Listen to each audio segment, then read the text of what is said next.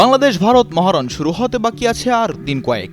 এরই মধ্যে গরম হয়ে গেছে গণমাধ্যম থেকে শুরু করে সামাজিক যোগাযোগ মাধ্যম পর্যন্ত। বাংলাদেশ মুখোমুখি হবে জওহরলাল নেহরু স্টেডিয়ামে। 15,000 ধারণ ক্ষমতার স্টেডিয়ামে বাংলাদেশ সময়ে ম্যাচ শুরু হবে সন্ধ্যা 7:30।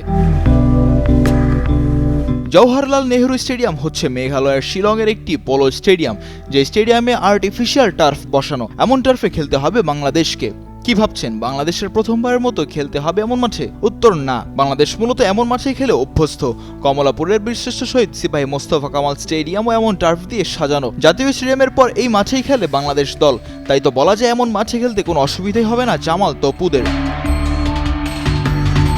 তবে সমস্যা হতে পারে হামজা চৌধুরীর। ইংলিশ প্রিমিয়ার লিগ এবং চ্যাম্পিয়নশিপের দলগুলোর মাঠগুলো আসল ঘাস দিয়ে মডিফাই করা হয়, কাজেই অমন পিচে খেলে অভ্যস্ত হামজা চৌধুরী। ওরকম আর্টিফিশিয়াল টার্ফে তেমন একটা ম্যাচ খেলেনি চৌধুরী। শিলংয়ের আবহাওয়া ইংল্যান্ডের মতো হলেও ঘাসের অবস্থা বাংলাদেশের মতোই, তাই তো আবহাওয়াতে কোনো সমস্যা না হলেও এই টার্ফে খেলতে কিছুটা অস্বস্তি পোহাতে হবে হামজার। পোলো গ্রাউন্ড যেখানে খেলা হয় ঘোড়া দিয়ে হকি, সেখানে আর্টিফিশিয়াল ভাবে বানানো হয়েছে ফুটবল খেলার মাঠ, যা বর্তমানে ব্যবহার করছে আই লিগের শিলং এফসি। বাংলাদেশ ভারতের এই ম্যাচটা কি দিল্লির জওহরলাল নেহরু স্টেডিয়ামে আয়োজন করা যেত না? আর একটু ভালোভাবে কি আয়োজন করা যেত না? তাহলে কি বলা যেতে পারে শুধু বাংলাদেশ বলেই এমন মাঠে ম্যাচ আয়োজন করছে ইন্ডিয়া ফুটবল ফেডারেশন? তা না হলে এএফসি এশিয়ান কাপ কোয়ালিফায়ার্সের ম্যাচে কেন এমন স্টেডিয়াম থাকবে?